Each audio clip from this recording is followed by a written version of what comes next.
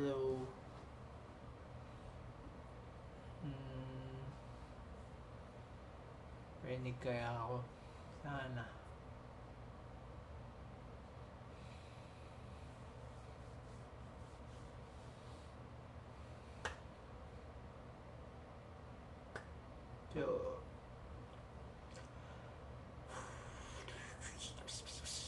So, ayun.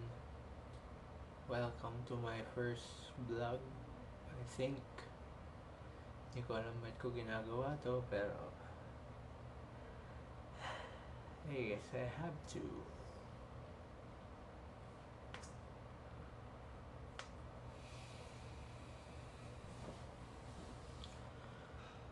I just ended a 10 years relationship.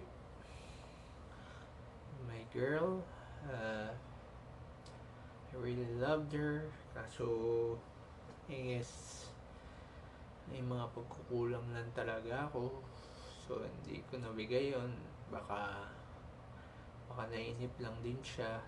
So, it's better na hindi na lang namin ituloy kaysa parang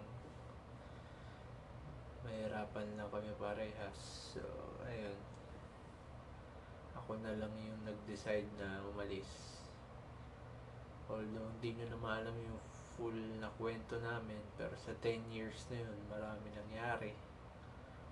Pinagkatiwalaan ko naman siya. And I guess, hindi ko sure kung nagtuwala siya sa akin. Pero, yeah. I did everything I could.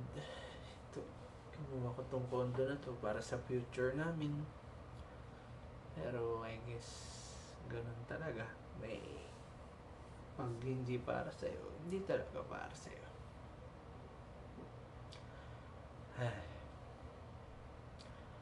Mahirap, pero pag sumuko tayo, pag training natin hindi bumangon, ayun na yun. Tapos na lahat. Kaya kahit mahirap, kailangan magtuloy-tuloy. Kailangan bumangon ulit kahit wala na yung rason mo para bumangon.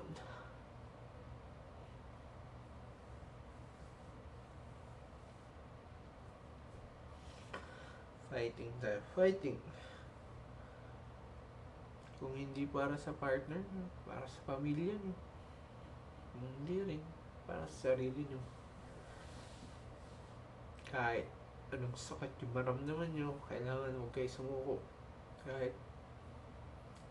Kahit ramdam mong lahat ng kamalasan nasa na, basta magising ka pa, kaya yan, pwedeng may mangyari pang maganda or pangit. Still, kailangan tumuloy ka lang. Baka after 10 years ulit, okay na.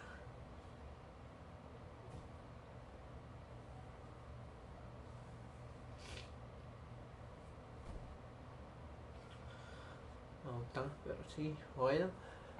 Babaliw na ako. Bye-bye.